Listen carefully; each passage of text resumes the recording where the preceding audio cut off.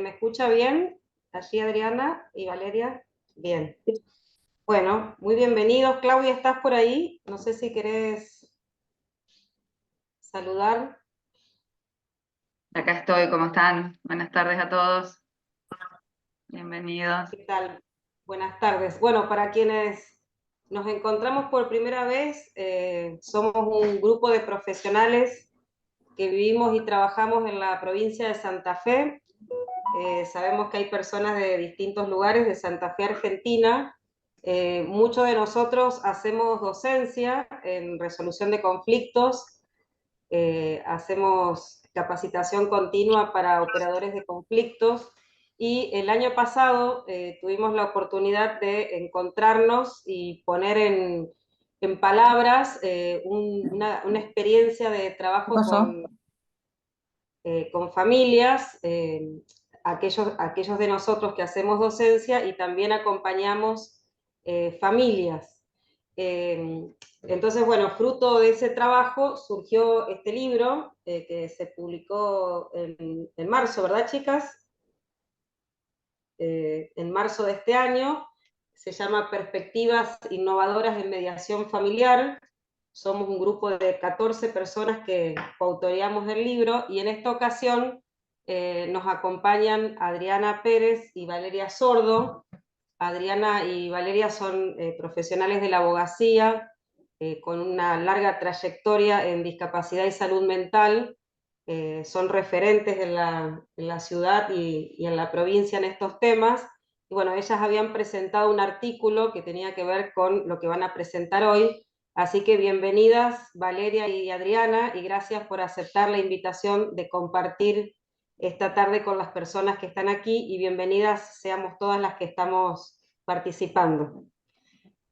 Silvina, antes de que empiecen a disertar Adriana y Valeria, contarles que no solo tenemos personas de todas las provincias de Argentina, sino que tenemos algunas personas que están conectándose desde México, desde Chile, desde República Dominicana, desde España, así que bueno, felices de ir recibiendo a todas estas personas que están deseosas de escucharlas. Buenísimo, bienvenidos. Entonces la virtualidad nos regala esta cercanía. Gracias por haber tenido interés en participar.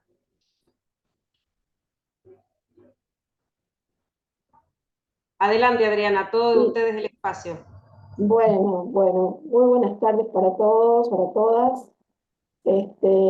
Agradecemos por supuesto a Silvina y a Gerardo Saleme que nos invitaron a participar en ese producto que ustedes acaban de ver y a Surgir, que generó este espacio para poder dar a conocer ese contenido de lo que trabajamos con Valeria, que forma parte del libro en cuestión, ¿no?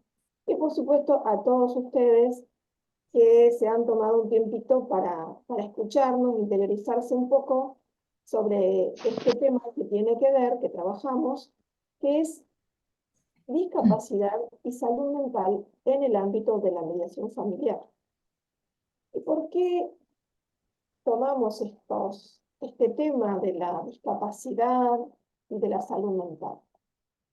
Porque casualmente, o no tan casualmente, estas personas históricamente han sido relegadas de participar en las decisiones, en la toma de decisiones de aquellas situaciones familiares conflictivas que, a, que los tenían como participantes, ¿no?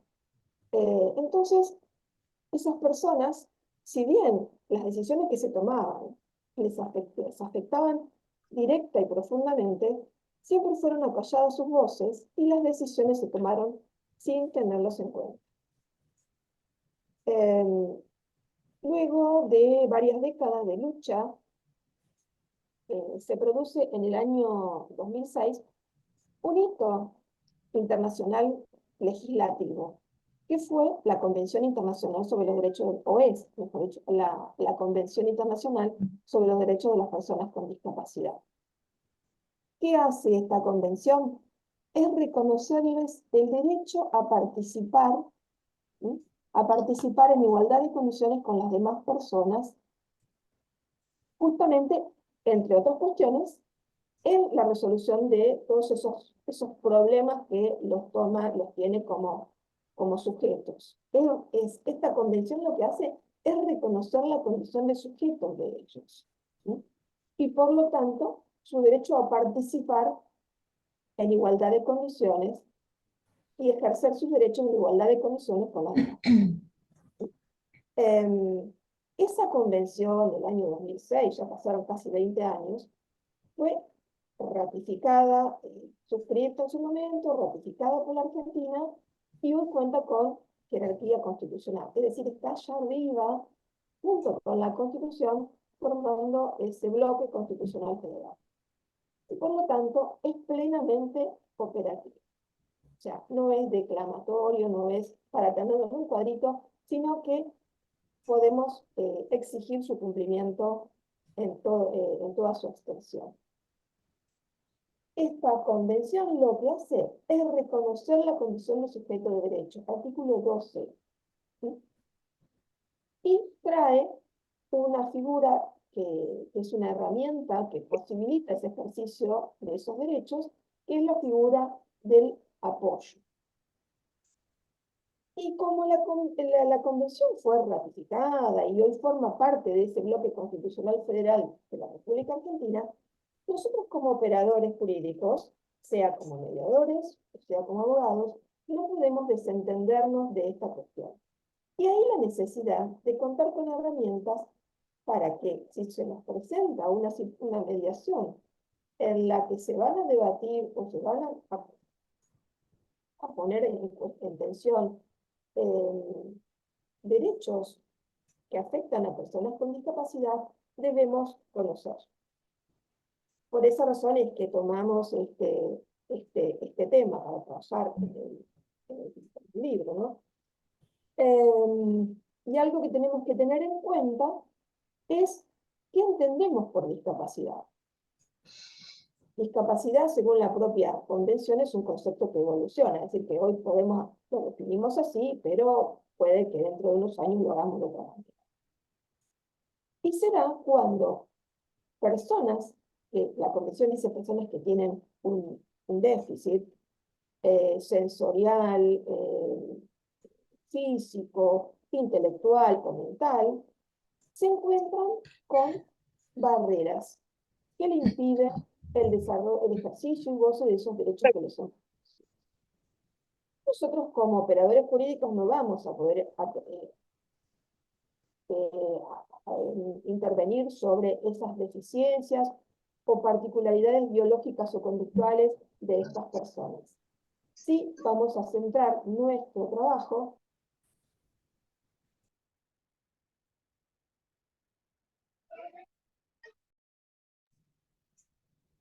Adriana, sacá porque nos silenciaron a todos de golpe. Ahí está. Vamos todos silenciados. Sí, ahí está. No sé hasta dónde se escuchó, pero... Que no podemos intervenir no sobre podemos, esos déficits. Sí, nosotros no podemos intervenir sobre lo que es el déficit o la particularidad biológica o conductual de la persona.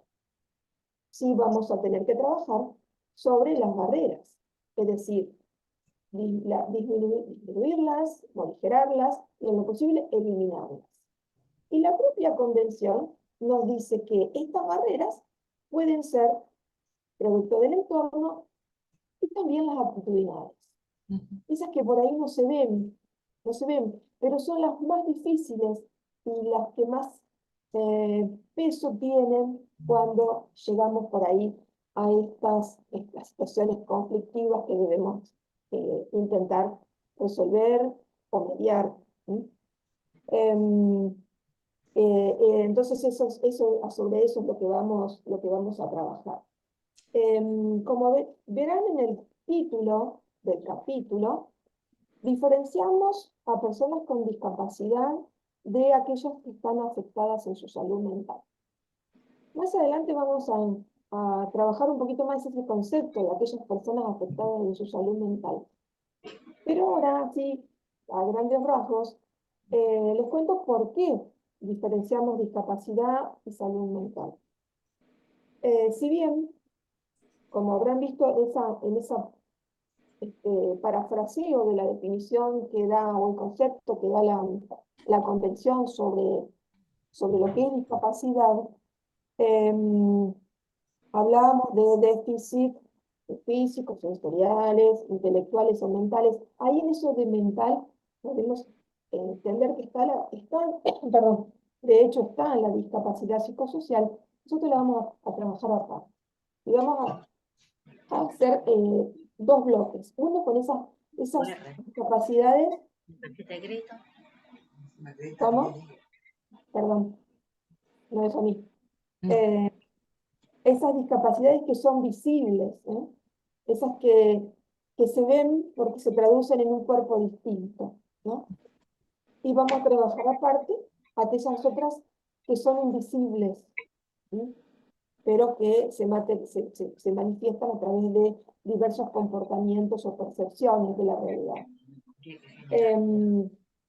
Así que bueno, eso es un poco a grandes rasgos, cómo trabajamos el tema de discapacidad y salud mental. Pero para ello necesitamos algunas otras herramientas conceptuales que parten del mismo texto de la Convención, que es nuestro soporte, ¿no es cierto? Si querés comenzamos, ¿Vale? tomo un poco lo que vos decías recién sobre las barreras.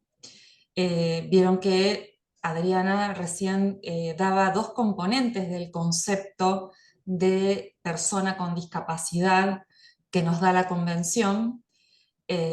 Por un lado, nombra a un sujeto con determinados déficits y por otro lado, que este sujeto al interactuar con determinadas barreras sociales le impide ejercer sus derechos en igualdad de condiciones a las demás personas. Entonces, el objetivo máximo al que tenemos que tratar de llegar es que justamente este sujeto pueda ejercer sus derechos en igualdad de condiciones a las demás personas. Para eso tenemos que trabajar, como decía bien Adriana, las barreras. Y por eso la Convención habla sobre la accesibilidad. Y yo les preguntaría a ustedes qué es lo primero que se les ocurre cuando hablamos de accesibilidad. ¿Qué imagen se les viene a la cabeza, por ejemplo? Están todos muteados, no se quieren sacar el... Si quieren escribir en el chat, si quieren compartir lo que se nos ocurre ahora por Sí, sino accesibilidad. una palabrita, ajá, silla de ruedas, pone Eva, muy bien. Espacios transitables, ¿no? Pueden ser. Espacios transitables, muy bien. ¿Qué más? Rampas, esa es la figura por excelencia de la accesibilidad, la rampa, muy bien. No sé si alguien más quiere decir Espacios algo. educativos. ¿Cómo? Espacios educativos diversos que a veces no tienen acceso. Ajá, muy bien, muy bien. Gracias, María Laura. Bueno, las condiciones necesarias, pone Eliana también, pero claro, sean edilicias o no. Bueno, ahí con eso que dijo Eliana en el chat me voy a quedar. Sean edilicias o no, porque siempre cuando hablamos de accesibilidad, generalmente se nos viene a la mente lo que es la accesibilidad física o edilicia, ¿sí? Nos remitimos a lo arquitectónico, a si un edificio tiene rampas, a si tiene baños accesibles, a si las puertas son lo suficientemente anchas como para que la persona que es usuaria de silla de ruedas pueda ingresar, que las escuelas también se adapten, no solamente en lo que es lo edilicio, sino también en la conformación de los grupos y demás. Siempre lo que se nos viene a la cabeza es generalmente algo edilicio.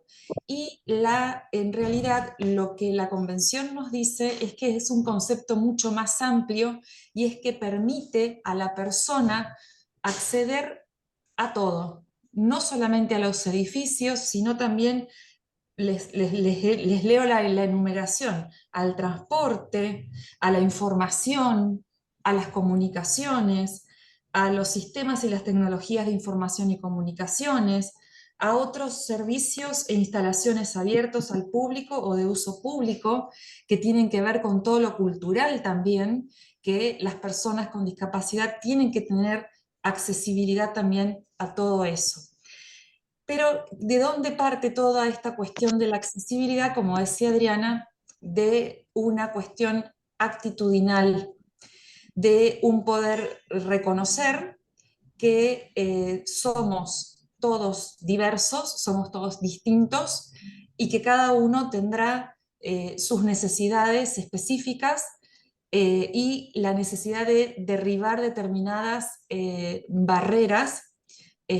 Ahí agrega Karina, acceder a un puesto de trabajo acorde a su discapacidad. Ahora vamos a dar un ejemplo sobre eso. Y una primera barrera que se me ocurre que podemos, en este ámbito de mediadores y de profesionales relacionados con la mediación, es esta cuestión de imaginarnos, de pensar que las personas con discapacidad también tienen conflictos y también tienen conflictos que necesitan ser mediables o conflictos que son de tipo jurídico, de tipo patrimonial, de tipo familiar, como lo que nos convoca, y que no por ser personas con discapacidad no tienen ese tipo de conflictos con sus familiares, con sus vecinos, con las personas con las que contratan, porque partimos de la base de que son sujetos de derechos, que pueden tener justamente derechos y contraer obligaciones, y todo eso puede generar conflictos. Entonces, la primera barrera actitudinal que nosotros vamos a tratar de derribar como operadores de la mediación es justamente esta, de darnos cuenta que las personas con discapacidad también son sujetos mediables, ¿sí? Pueden ser parte de una mediación. Nosotros en la provincia de Santa Fe, lo voy a hacer referencia específica a esto y se van a dar cuenta por qué, tenemos la mediación a la que podemos acceder de manera voluntaria, si las partes están de acuerdo, contratan un mediador y así tratan de resolver la cuestión que los tiene atrapados, pero nosotros tenemos la mediación prejudicial obligatoria, es decir, que la mediación también forma parte de lo que sería el acceso a la justicia. Y esto es muy importante porque ahí no solamente vamos a tener en cuenta la accesibilidad y las barreras que pueden impedir que la persona participe de la mediación, sino que vamos a hablar también de los ajustes de procedimiento, porque esto se refiere al acceso a justicia, ¿sí? La mediación, por referirse... ¿Perdón? Ahí estamos. Gracias, Mario. Hay alguien que tiene el micrófono abierto. La mediación, justamente por referirse a cuestiones que pueden ser de tipo jurídico, forma parte también de esta posibilidad que tienen y que la propia Convención reconoce en el artículo 13 de acceso a la justicia, ¿sí? Entonces, vamos a hablar de accesibilidad, vamos a hablar de ajustes razonables y de ajustes de procedimiento. Un ajuste razonable es, por ejemplo, lo que decían recién en el chat, voy a ver el nombre y voy a repasar, Karina, que decía acceder a un puesto de trabajo acorde a su discapacidad. Es la adaptación precisa que una persona necesita para poder ejercer un derecho, siempre y cuando esto no sea para el obligado una obligación desmedida, no me sale exactamente la palabra, perdón, que sea una carga desmedida, que sea algo, claro, algo económicamente muy pesado que no lo puede hacer. Si en una empresa tienen que directamente vender el edificio para trasladarse a otro, para que esta persona pueda trabajar, ahí ya estamos hablando de algo desmedido. O si tiene que el empleador despedir a otros trabajadores para que esta persona que tiene una discapacidad pueda ingresar a trabajar, estamos hablando de una obligación que es irrazonable, ¿sí? Que no se le puede obligar a este empleador a tomar esas medidas. Pero cuando hablamos de ajustes de procedimientos para el acceso a la justicia, ahí no hay irrazonabilidad. Ahí sí o sí tenemos que hacer todas las adaptaciones que sean necesarias para que esta persona pueda ejercer por sí en igualdad de condiciones y si lo necesita con los apoyos que lo necesite, este derecho del acceso a la justicia. Sí, María del Pilar, ¿levantaste la mano? Ah, sí. Respecto de este punto, lo importante es que esa persona con esa discapacidad, la que fuere, tiene que entender y tiene que comprender que sí tiene un espacio, y lo importante es que pueda integrarse válidamente ese espacio, pueda ser escuchado, puede ser comprendido, entendido, y pueda de esa manera interactuar válidamente como ella necesita. Claro, en eso, bueno, ahí por ejemplo podemos unir los conceptos de accesibilidad con los conceptos de ajustes razonables, por ejemplo, en lo que vos estás diciendo, para que esta persona pueda ejercer su derecho al trabajo, la educación, y en este caso que nos convoca, su derecho al acceso a la justicia, ¿sí? O a participar de un proceso de mediación en el que es parte. Porque, como decíamos al principio, las personas con discapacidad también tienen conflictos de tipo patrimonial, jurídico, familiar, también tienen hijos, también tienen padres, también participan en los juicios que son de tipo sucesorio, también se suscitan cuestiones con bienes que por ahí comparten con hermanos o con primos. No tenemos que cerrar la cabeza y pensar que la persona con discapacidad en el único tipo de conflicto jurídico que va a participar es en lo que refiere, por ejemplo, a los amparos de salud o a cuestiones de familia solicitando alimentos para sí, o en las cuestiones de restricción o determinación, mejor dicho, de la capacidad jurídica, sino que puede ser parte en cualquier tipo de conflicto. Cuando en una mediación se nos presenta una parte que tiene alguna discapacidad física, bueno, nosotros veremos cómo nuestro espacio de mediación resulte accesible y si no haremos los ajustes necesarios para que esta persona pueda participar.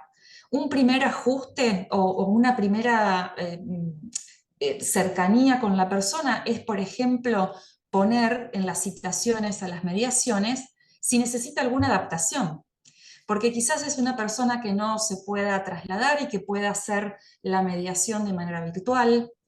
Quizás es una persona que nos va a contestar, sí, me voy a hacer presente en la reunión de mediación, pero soy una persona que no puede ver y por lo tanto necesito ir acompañada de mi persona de apoyo o de mi perro guía, entonces ya tenemos que estar también preparados para eso.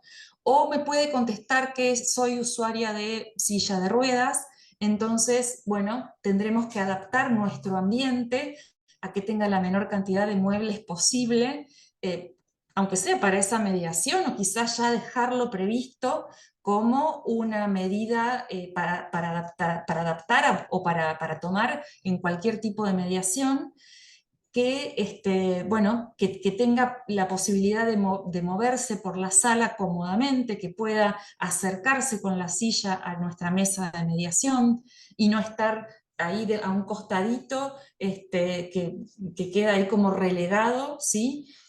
Sin poder poner sus papeles sobre la mesa y poder conversar cara a cara con el mediador y con las otras partes.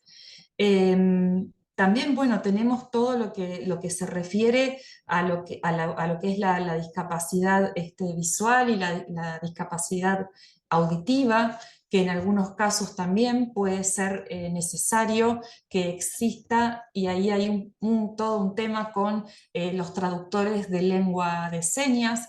En nuestro caso, como mediadores, debemos proveerlos, debemos contratar a un traductor de lengua de señas si la persona nos dice que lo necesita, o tiene que venir la persona con su propio traductor. O lo podemos hacer virtual con un programa que nos permita tener subtítulos, o que la persona pueda expresarse escribiendo en un chat.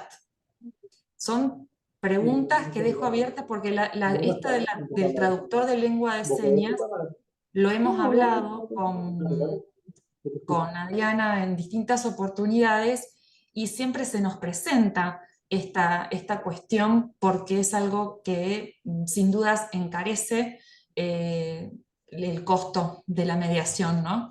Pero bueno, lo dejo como pregunta, lo dejo como duda. ¿Qué opinión tienen ustedes? Después, si quieren, lo seguimos conversando. Además, bueno, además del tema del espacio y del tema de el tema de nuestra preparación, que nuestro espacio no sea solamente adaptado o accesible en lo que hablábamos al principio, que tiene que ver con lo edilicio solamente, sino que sea realmente un espacio limpio, me sale la palabra, es decir, con poco mobiliario, con colores agradables, sin ruidos, sin nada que entorpezca la comunicación. Hay personas que tienen, por algún tipo de discapacidad intelectual, tienen una hipersensibilidad a lo que son las luces, los colores, los ruidos. Entonces, para que esa persona pueda participar, tenemos que hacer que el espacio sea realmente agradable y que pueda estar cómoda, porque si no, no va a poder nunca acceder a poder resolver sus conflictos, ¿no? Y otro tema, creo que es el más difícil, es el de lo que tiene que ver con la discapacidad intelectual y nuestro rol de mediador, ¿no? ¿Qué nos puede pasar? Hablábamos con Adriana hace un rato cuando charlábamos, hacíamos una charla previa para ir calentando motores, hablábamos de los mapas mentales que todos tenemos, de nuestras ideas preconcebidas, buenas, malas, no tienen calificación. Son ideas preconcebidas que ya traemos desde nuestra casa, digamos, desde nuestra infancia o desde nuestras experiencias de vida. Y quizás nos puede pasar tanto que ante una persona con una discapacidad intelectual se nos presenta esta sensación de querer empoderarla o querer ponernos más de su lado para que la entiendan, para que la otra parte la comprenda, la escuche, y quizás estamos desbalanceándonos, esa mesa de mediación se empieza a desbalancear, o al revés, o quizás tenemos el preconcepto de que una persona con discapacidad, sea la discapacidad que sea, es una persona pobrecita, a la que hay que tenerle lástima, a la que hay que proteger, y que si encima viene acompañado de otra persona, yo mejor me dirijo a esa persona que lo acompaña porque me va a entender mejor. No sé si me explico. Ahí empiezo a desbalancear esa mesa de mediación que tiene que tratar de estar equilibrada o lo más equilibrada posible. Siempre le vamos a hablar a la persona con discapacidad. Siempre nos la vamos a mirar a la cara, vamos a hablar en lenguaje sencillo, si así lo requiere, explicándonos bien, no yéndonos tanto a términos técnicos, sino a tratar de que la persona comprenda específicamente qué está haciendo en ese lugar, para qué sirve la mediación y que, bueno, y que está en igualdad de condiciones al otro, que puede ser el requerido, el requirente, que puede ser un familiar, que puede ser un vecino, que puede ser un tercero. Hay casos de personas con discapacidad que han tenido, sobre todo con personas con discapacidad intelectual, que han tenido mediaciones con bancos. Porque, bueno, no es una mediación familiar, pero sí de tipo patrimonial, por esta falta de comprensión de cómo funcionan las tecnologías, porque no son accesibles, y generan quizás deudas o generan errores en su accionar, y eso les trae un conflicto jurídico a resolver. Entonces, como decíamos, siempre nos dirigimos a la persona que es la que viene a pedir la mediación o que es la requerida. Si lo necesitamos, buscamos el apoyo de esa persona que la acompaña, porque por algo la acompaña, porque esa persona es elegida en ese momento para brindarle ese apoyo que necesita, tanto para sentirse seguro o como para que le expliquen cosas en su idioma cotidiano, en su forma de hablar cotidiana, que quizás el resto de los participantes no podemos hacer en ese momento. Y por supuesto, siempre con la idea de que la persona con discapacidad es la que tiene que participar. Como decía Adriana, un punto central de la convención y que después se traduce en nuestro derecho, en la Ley de Salud Mental y en lo que hoy es el Código Civil y Comercial, es el artículo 12 que refiere al reconocimiento de la personalidad jurídica de la persona con discapacidad. Eso quiere decir que la persona va a participar por sí misma, si así lo desea, y si también lo necesita, va a requerir los apoyos necesarios para poder participar de la mediación. Sí, Carolina, tenés la mano levantada. ¿Qué tal? Buenas tardes a todos.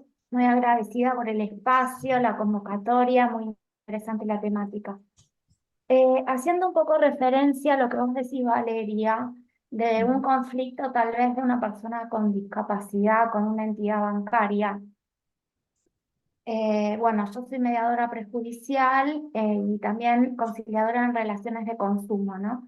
Y de acuerdo a mi formación me vinieron dos conceptos que son aplicables a las personas con discapacidad y a cualquier persona, en especial las personas con discapacidad, que es el trato digno y el deber de información que tienen las entidades bancarias.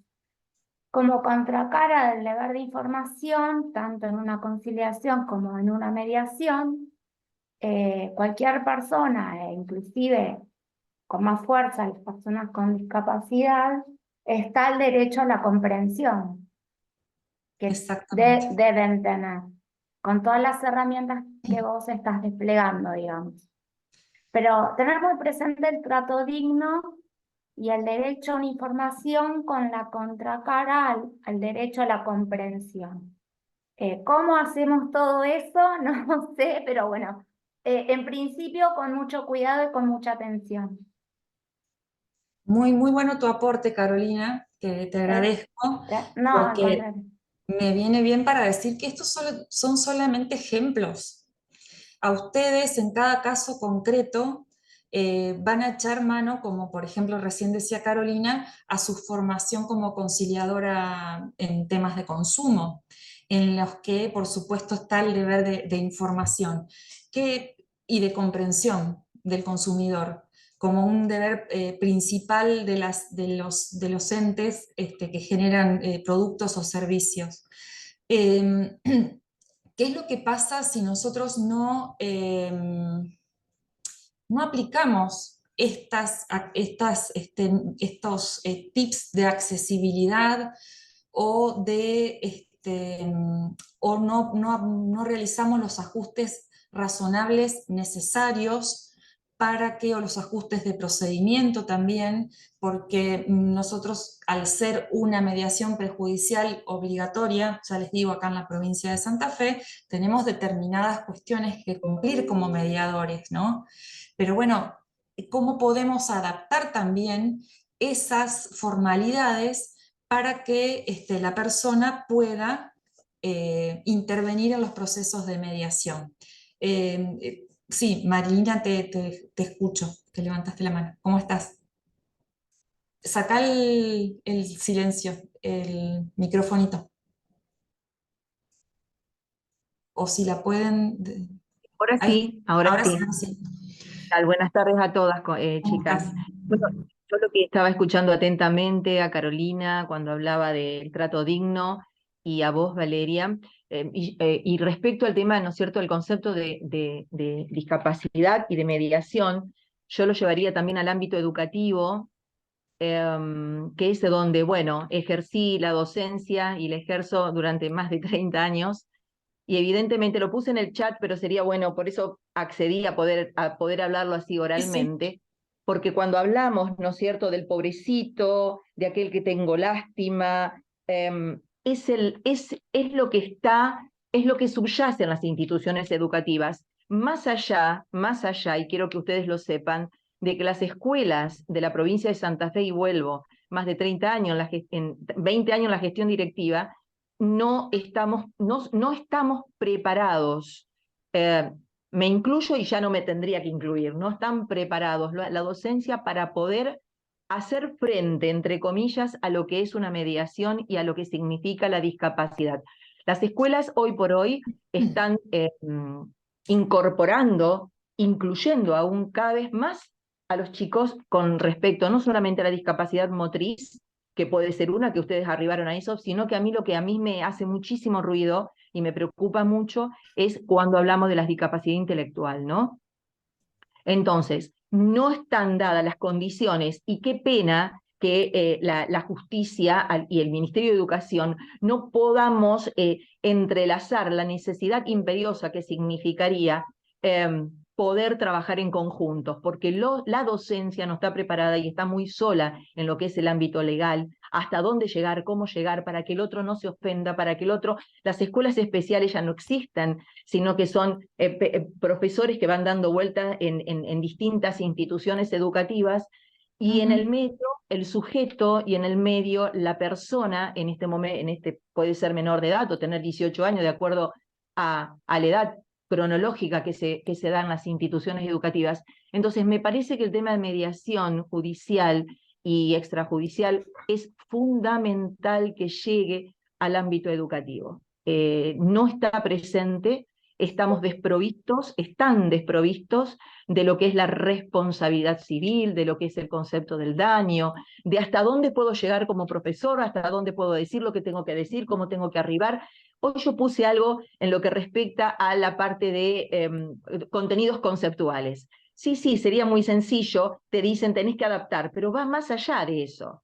Va a lo que, y vuelvo al concepto de Carolina, al trato digno que la otra persona que está en diferente condición psicológica tuya pueda interpretar. Y ese docente que no sabe qué hacer, honestamente no sabe qué hacer, porque se enfrenta a una situación a veces de violencia, son chicos que son violentos, esquizofrénicos, entre otros, que tienen intentos de suicidio dentro del aula, y uno ahí desprovisto de lo que es el material legal, y mucho más el material humano, porque ¿qué hacer? ¿Quedamos en el concepto del pobrecito? Bueno, ese es el pequeño aporte que puedo dar. Está buenísimo el aporte, porque, bueno, vos ahí mencionás un conflicto específico que es dentro del ámbito de la educación. Hay mediación dentro del ámbito de la educación, porque son cuestiones que trascienden el aula también, ¿no?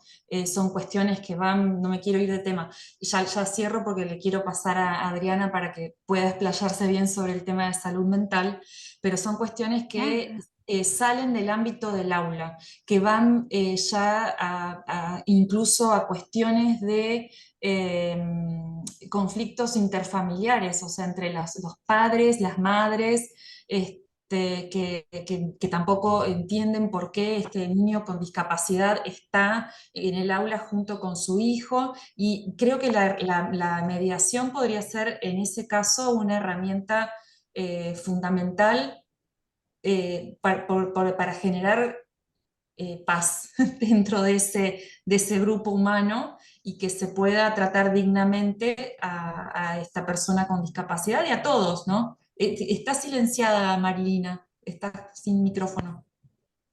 A ver. Sí, los padres se sienten mal y es Claro, lógico claro. que se sientan.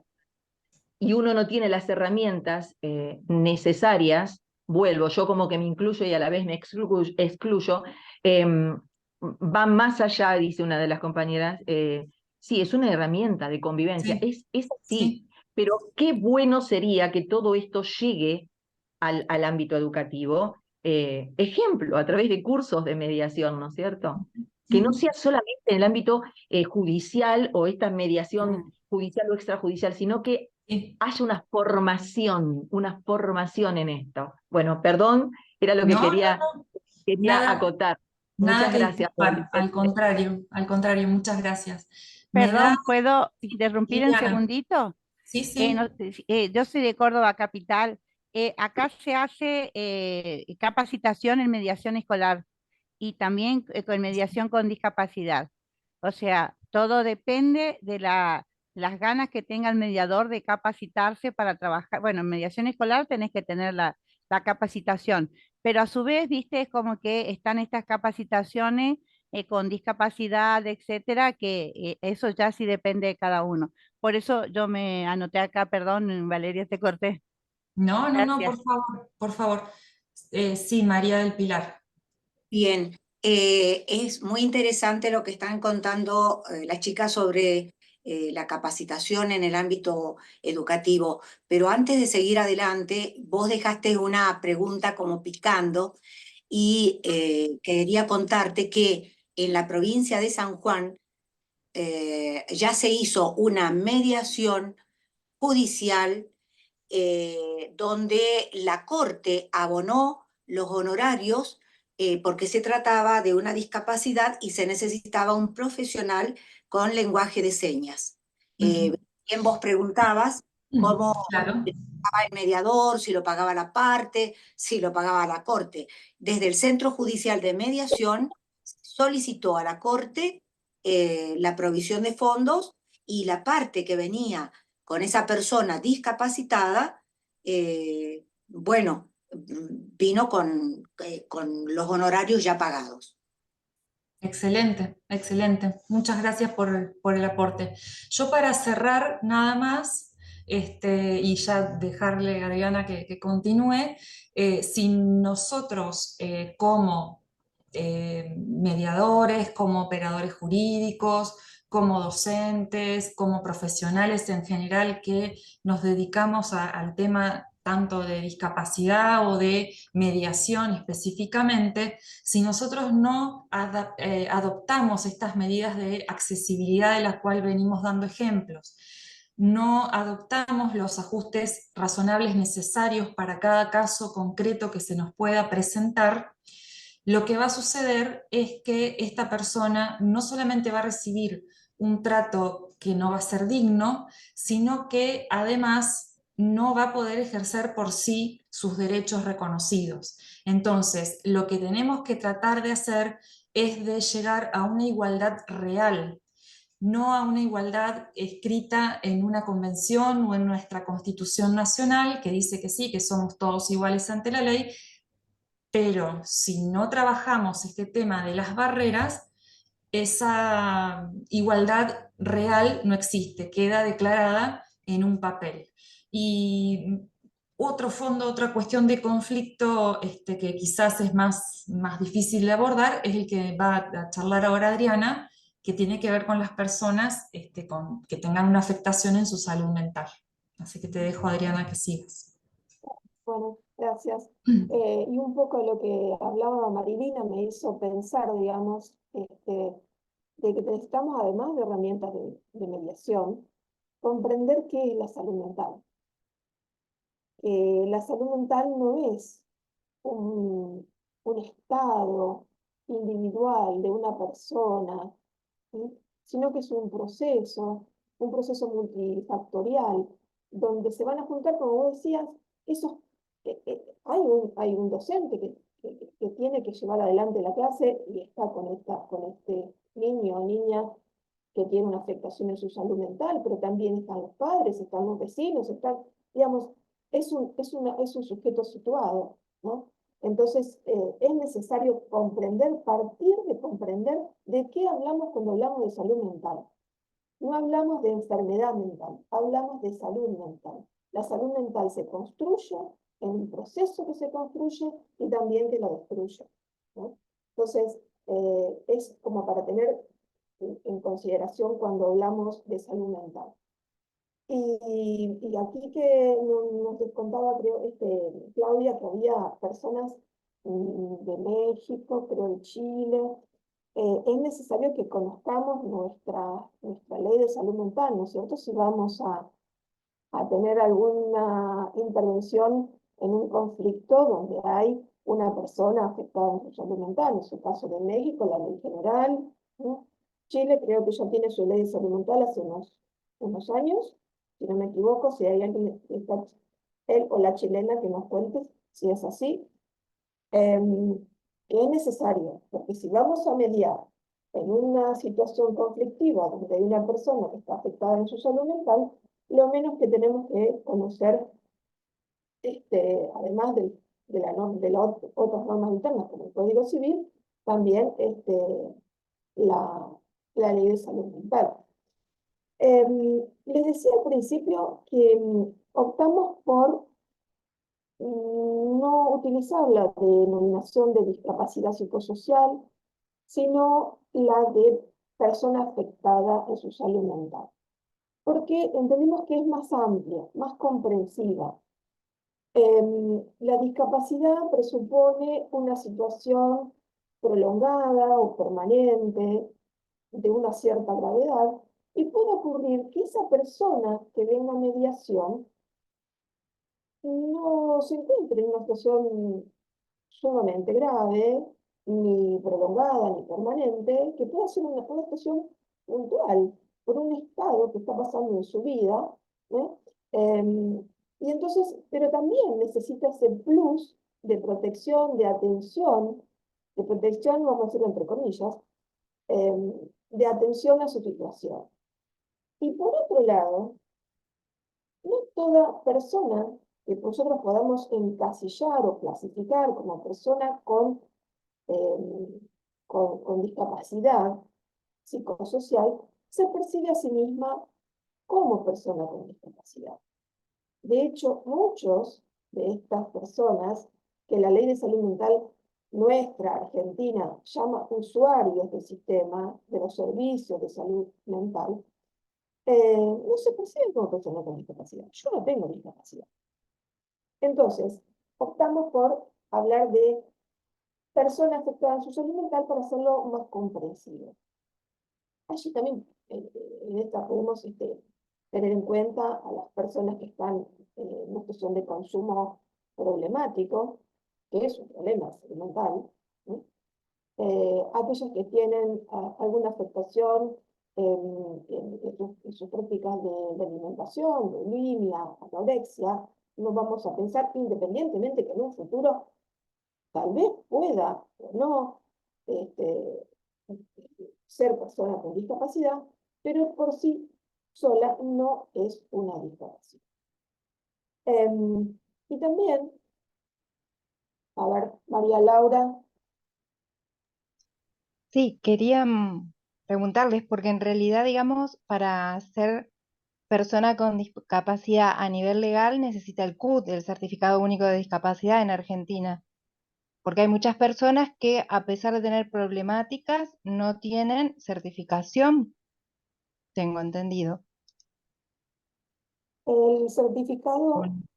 Perdón, yo soy del área de psicología, pero no soy abogada, estoy terminando la carrera de psicología, por eso pregunto, y justo no hay estuve problema. trabajando en el área de discapacidad.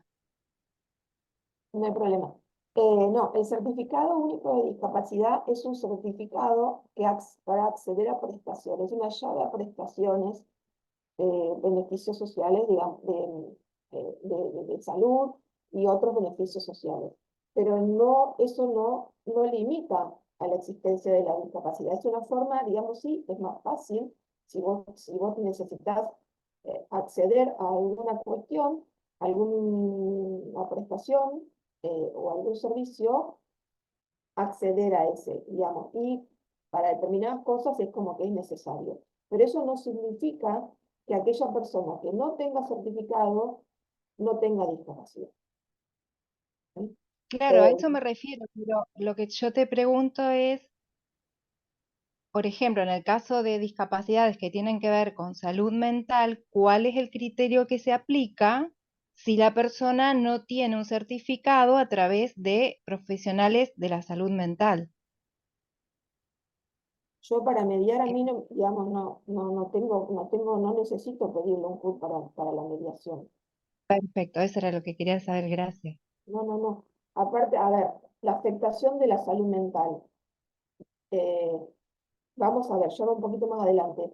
Vamos a ver que en el caso que vos tengas un CUT o es una persona que ha sido sometida a un proceso de determinación de capacidad, sí hay un pronunciamiento, pero vamos a encontrar con personas que la única referencia, que vamos a ir a una mediación, y la única referencia de la afectación de su salud mental, la vamos a tener a través de lo que nos digan los otros que vienen a mediación.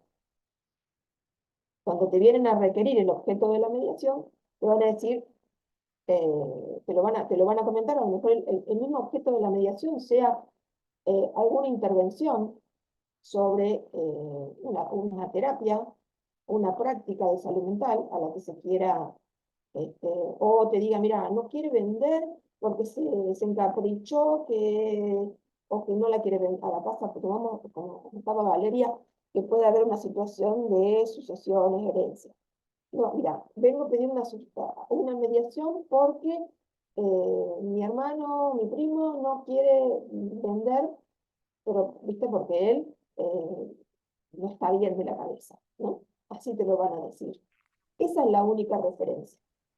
Entonces, en esos casos es una alerta, pero no hay una certificación, ¿no? Y bueno, eso quedó respondida la inquietud.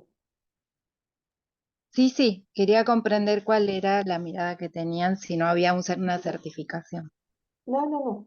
Por eso nosotros ya vamos a hacer un detallecito de eso. Y además, otra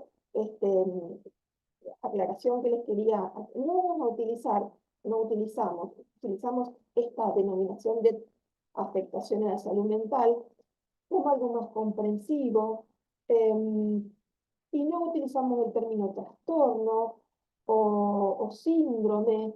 ¿Por qué? Porque esto es una clasificación que proviene de un ámbito de la psiquiatría, que más allá de los cuestionamientos a este tipo de los DSM, DSM 4, 5, lo que sea, el CIE 10, más allá de eso, nosotros no somos psiquiatras, somos profesionales del derecho, de las ciencias sociales, de las humanidades, y a nosotros lo que nos importa es que hay un sujeto de derecho. Ese sujeto de derecho tiene un reconocimiento de que hay que pertenece a uno, que puede participar en una relación intersubjetiva de un yo y de un otro, del reconocimiento de esa condición de sujeto en igualdad de condiciones. Y yo para eso no necesito clasificar. Solamente lo único que necesito es saber que es una persona que requiere una determinada atención porque su particular situación puede llegar a afectar el desenvolvimiento de la mediación. ¿Sí? Y aquí me resulta muy interesante una forma en la que las directrices de desinstitucionalización del comité de la convención se expresa y dice que son personas con percepciones inusuales. ¿sí? Podemos decir también percepciones diversas, ¿sí? Y entonces no necesitamos un certificado que nos diga que esta persona tiene una percepción diversa, ¿no? Pero igualmente necesita ese reconocimiento, esa tutela especial que nosotros por ahí en derecho conocemos. Y cuando viene esta persona a participar en la mediación, como decía María Laura, puede ser que tenga un certificado. Puede ser inclusive un CUR, ¿no? Puede ser incluso que tenga un proceso judicial de determinación de la capacidad jurídica y que en ese proceso se le hayan designado apoyos formales. Para quienes no sean abogados o no sean de Argentina, nosotros tenemos un sistema, guardo el comentario, pero tenemos un sistema que a través de un proceso judicial se le designa, se determina cuáles son los aspectos de la vida en los que esta persona, actos jurídicos, en la que esta persona necesita tener un determinado acompañamiento, apoyo, y se verá la intensidad de estos apoyos, y ahí se van a designar esos apoyos y su actuación tendrá el alcance que establece en la sentencia. Sí, Carolina. Bajo la mano. Quería hacer una puntuación o una relación entre el consentimiento, a ver si vos nos podés ayudar un poco mejor, entre el consentimiento que debe prestar una persona con discapacidad, tal vez intelectual, en el marco de una mediación, porque bueno, para que pueda prestar un consentimiento y tomar decisiones, ese consentimiento tiene que ser no viciado, libre. Los abogados que están presentes me pueden ayudar. Libre, la voluntad no viciada, tiene que tener discernimiento. Entonces, bueno, es complejo, digamos. ¿Cómo evalúa un mediador que está trabajando con personas con discapacidad intelectual si ese consentimiento prestado no está viciado y es válido? Digo, entran a jugar muchas variables, Bueno, muchas cuestiones, ¿no? Porque después la otra parte podría tildar de lo dicho no válido o decir que es nulo porque no están los requisitos de una voluntad no viciada y el conflicto podría escalarse. Son cuestiones que se me van disparando reflexivas a partir de lo que ustedes están exponiendo. Fíjate que si bien yo venía hablando de salud mental, de personas afectadas de salud mental, bien es válido esto de la restricción de la designación de apoyo. No sé, digamos, vamos a tener situaciones de discapacidad intelectual. Hay un abanico, como tantas discapacidades intelectuales, personas con discapacidad intelectual hay, ¿no es cierto? Pero si esta persona con discapacidad intelectual ha sido sometida a un proceso de determinación de capacidad, va a tener designado un apoyo, una resolución, y ahí va a decir en qué actos debe participar ese apoyo y con qué alcance va a participar ese apoyo. ¿Sí?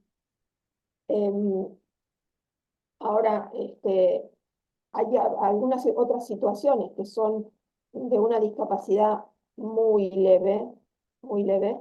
En principio, la capacidad se presume, o sea, no tendría por qué cuestionarse.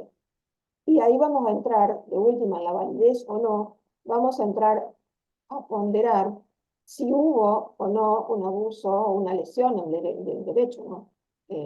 Así que, bueno, si esa persona del otro lado, la otra parte, se está aprovechando de la situación de vulnerabilidad de la persona con discapacidad intelectual,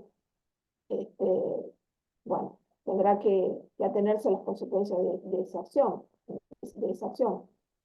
La discapacidad intelectual, ya te digo, por sí misma no habilita a negar la capacidad jurídica. Hay personas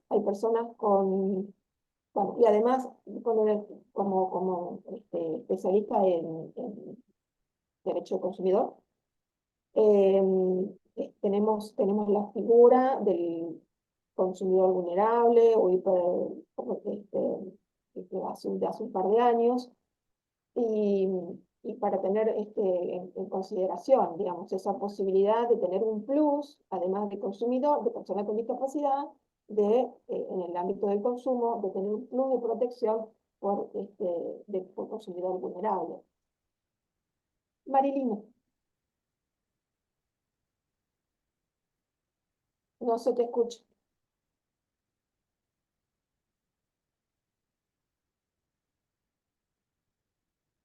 Marilina, desmuteate.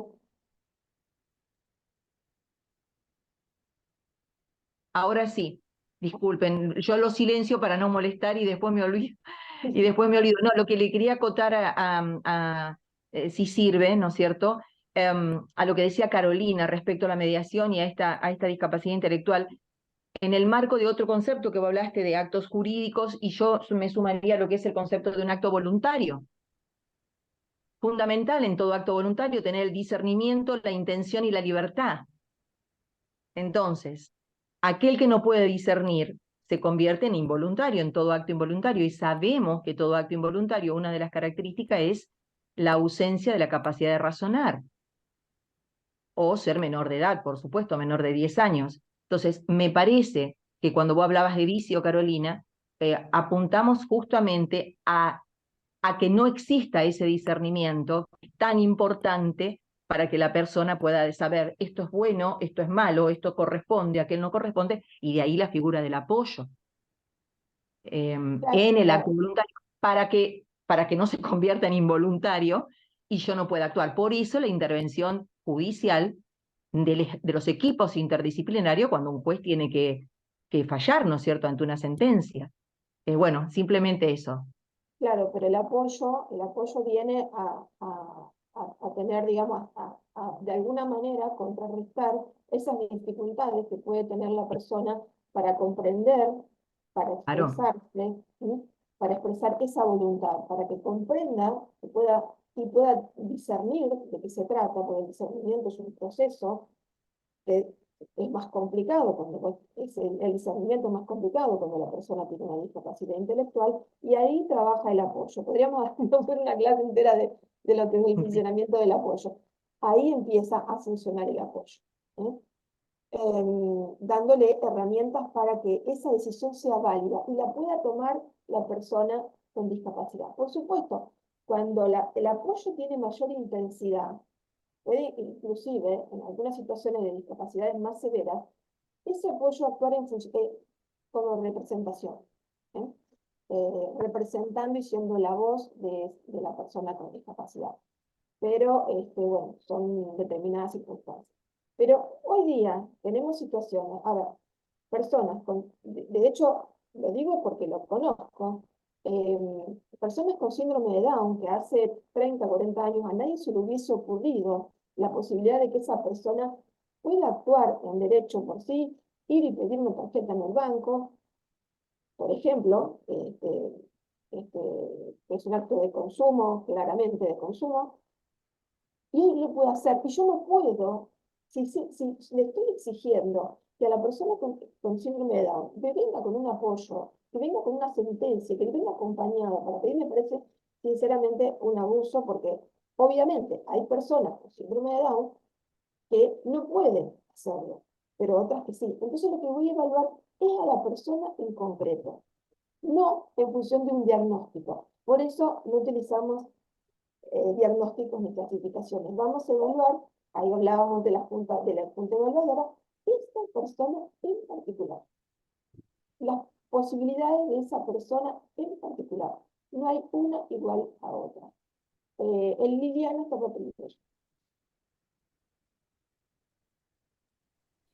Suponete, nosotros acá en Córdoba, en el discurso de apertura, que es obligatorio que le hagamos, y en base al consentimiento informado, bueno, le contamos todo en qué consiste la mediación, ¿no? En cuáles son los resguardos, etcétera.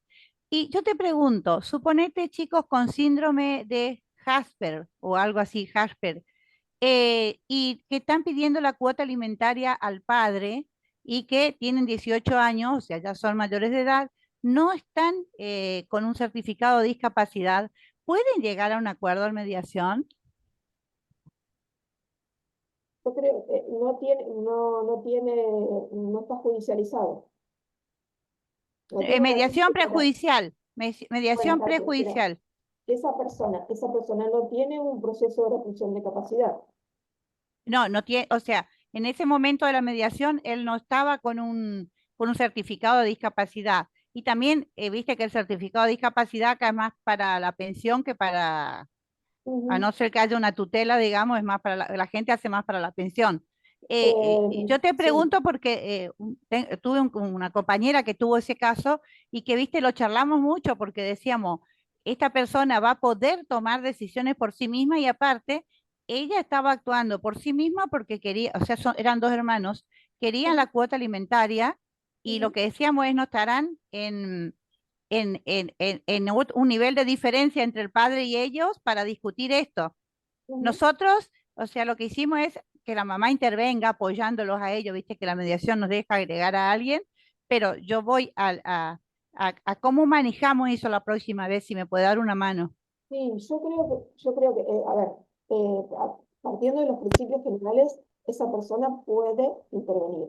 Lo que deberíamos también tener en cuenta, y que es un poco saliéndonos, digamos, a la otra situación, ya no con CUT, ya no judicializado, aquellas personas que no están judicializadas, sería conveniente que se le pregunte si necesita o quiere, desea, la intervención de otra persona que funcione como apoyo. Porque el apoyo no es solamente aquel que se designa judicialmente, sino que es aquella persona de confianza. Si vos sabés que este requerente quiere una cuota alimentaria y es un joven con una situación de discapacidad Leve. o afectación en su salud mental, bueno, que te manifieste si necesita que participe o quiere que participe alguien de su confianza en esta mediación. En Sí, este caso, de la mamá. nosotros lo que hicimos fue hablar con los chicos, viste, porque acá aparte, como son mayores de edad, no es obligación venir a la prejudicial con abogado.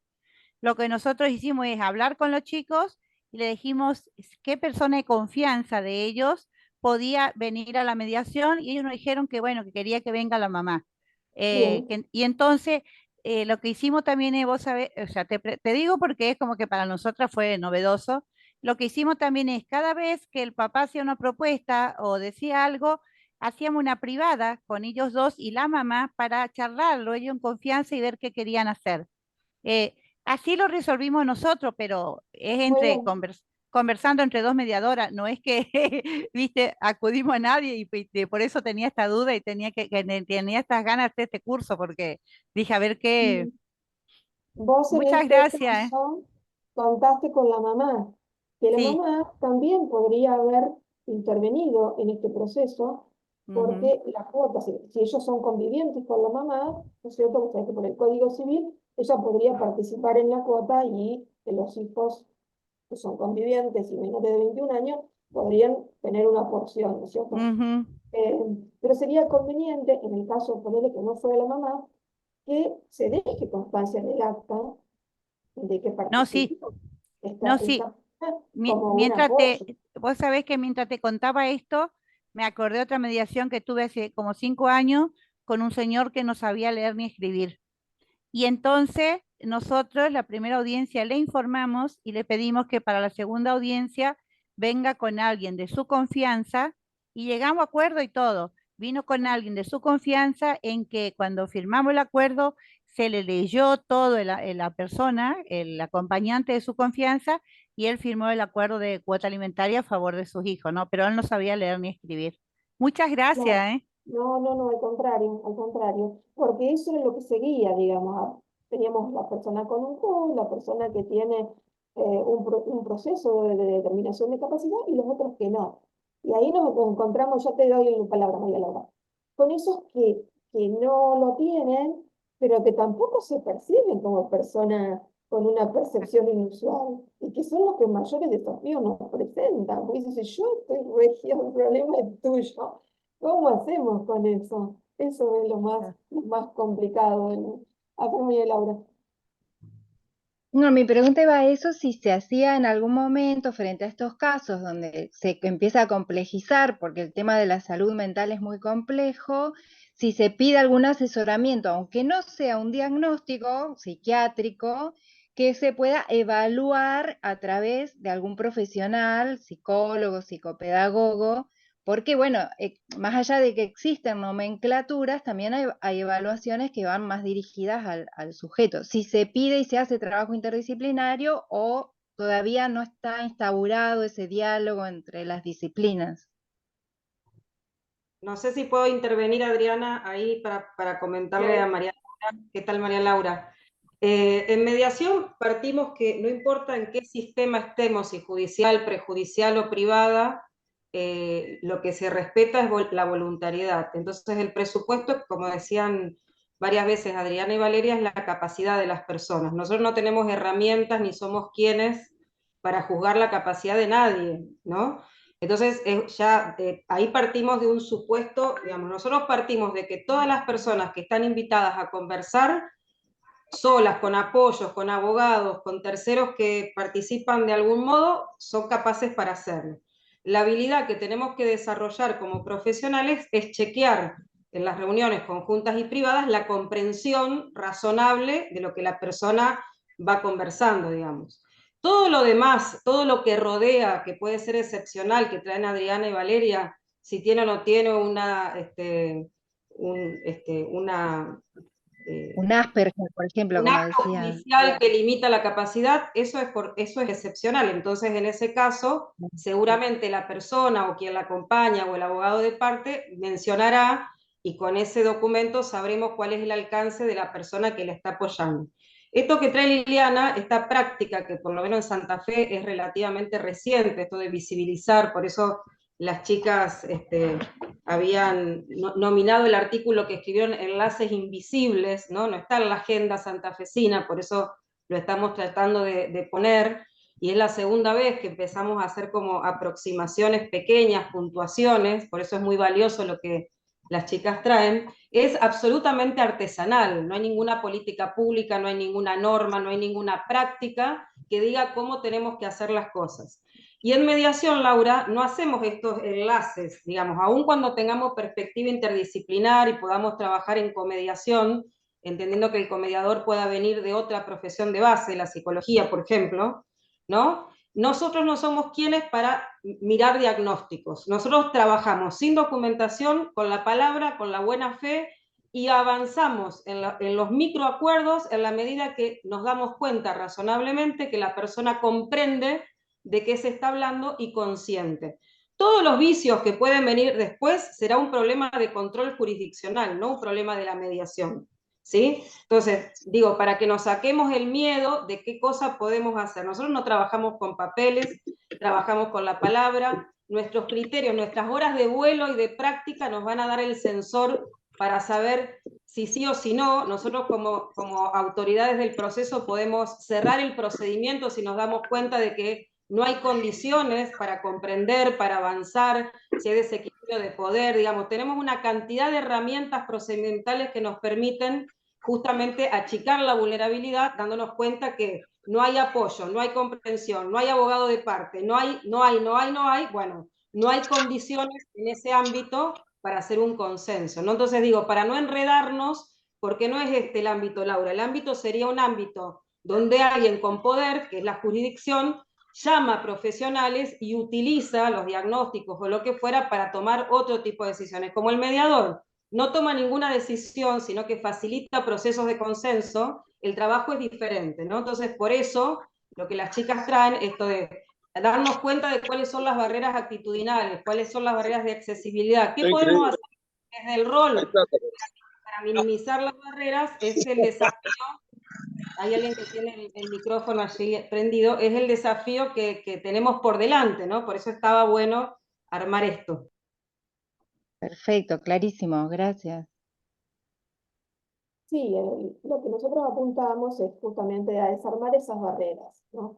Y en este caso, en el caso de salud mental, la barrera fundamental son las actitudinales, porque tenemos una representación, la persona con discapacidad psicosocial, aquella persona afectada a su salud mental, pensemos en un consumidor de sustancias,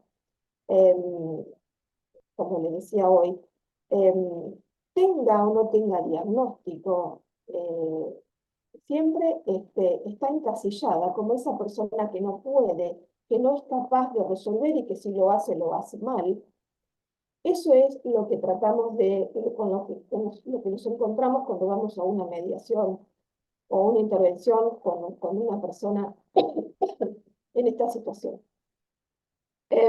Y esa persona también lo sabe esa percepción que hay de su comportamiento y de su persona. Entonces, cuando va a la mediación, no va, si bien hay una de las chicas que hablaba del tema del discernimiento, libertad y demás, esa libertad es una libertad relacional, o sea, no es una libertad clásica, sino que no tiene, que es una autonomía que la va a poder ejercer sin ningún condicionamiento. No, la persona que está afectada en su salud mental sabe que el otro está cuestionando su aptitud para tomar resoluciones. Entonces va a intervenir en esa mediación, en este caso, va a intervenir sabiendo de eso y va a actuar en defensiva o se va a poner, al contrario, se va a poner rechazando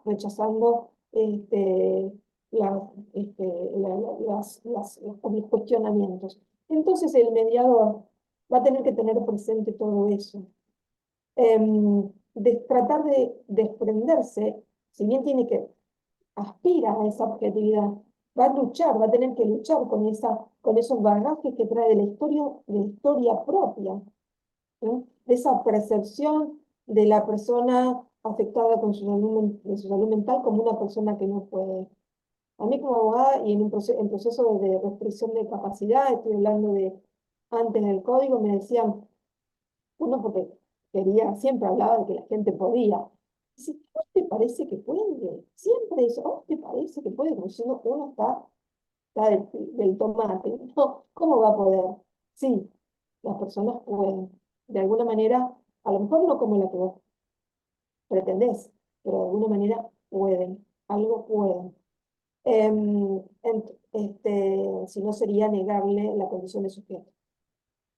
Y bueno, entonces eso es lo que el mediador tiene que tratar, como decía Valeria hace un rato, que no se nos desbalancee la mesa, que no se nos falte una mesa. El mediador debe tratar de desprenderse de ese bagaje que hace al estigma, a los prejuicios respecto de esta persona afectada en su salud mental que llega a la mediación. ¿Para qué? Para posibilitar su escucha. Para posibilitar que se exprese. La persona debe, y ahí vienen las intervenciones para igualar, porque el mediador debe reconocer, debe percibir que la persona se encuentra en una situación de desventaja, debe permitir un espacio que sea capaz de permitirle a esa persona decir lo que tiene que decir, las veces que resulten necesarias, ¿no? Generando un espacio menos, si se quiere, un espacio de confianza.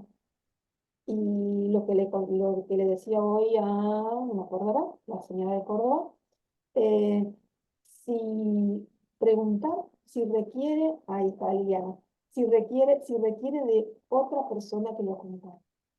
Si tiene una designación de un apoyo judicial, podrá participar en la medida de que no haya conflicto de intereses, porque no nos olvidemos que nosotros estamos hablando de mediaciones familiares, ¿no? Y va a ocurrir, o puede llegar a ocurrir, que a veces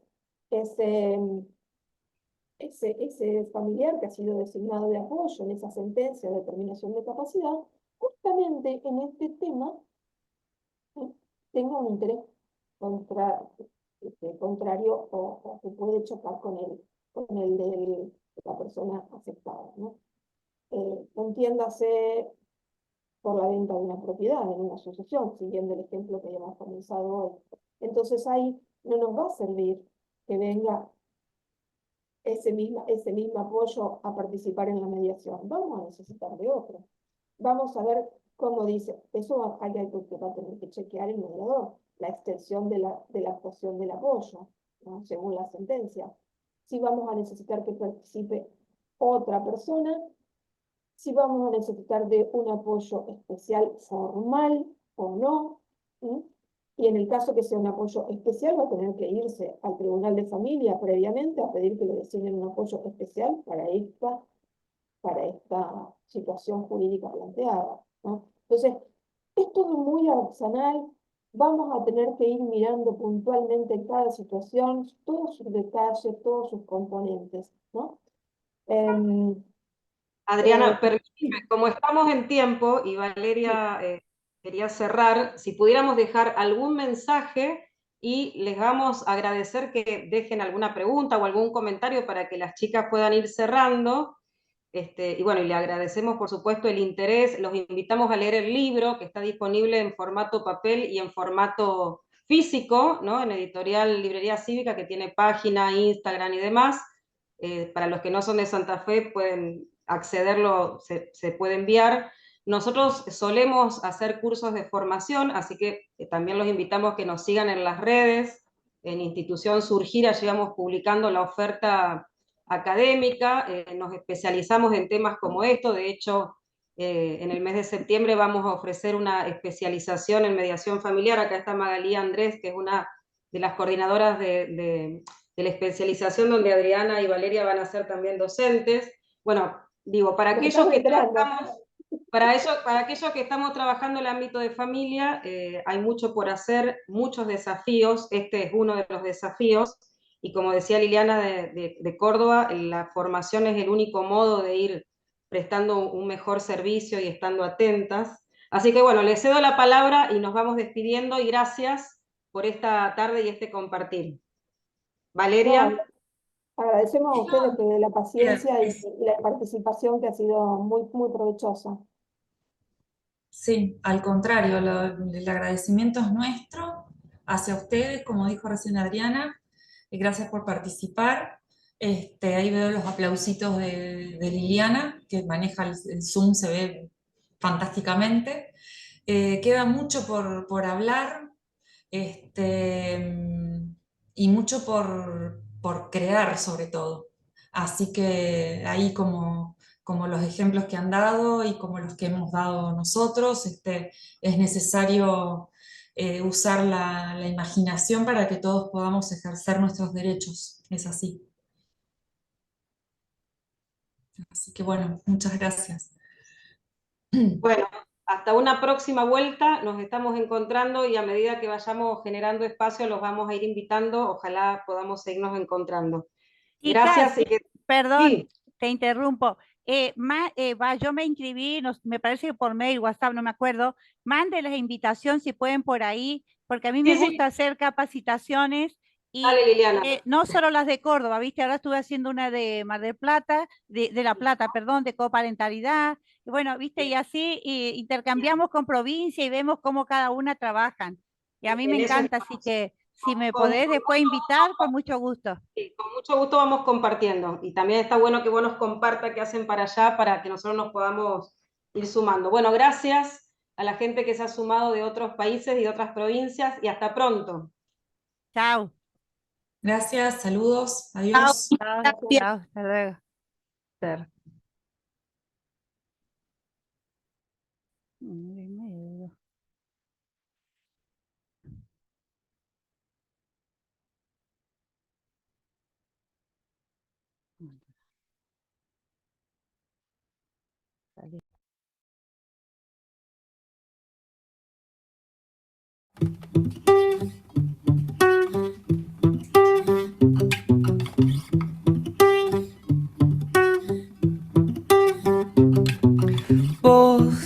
apareciste una noche cualquiera, que me sacaste de mi casa, me llevaste por el mundo navegando entre los libros de tu biblioteca vieja. Vos, que me encontraste algunas horas después de haber vendido mi intuición y perdido conexión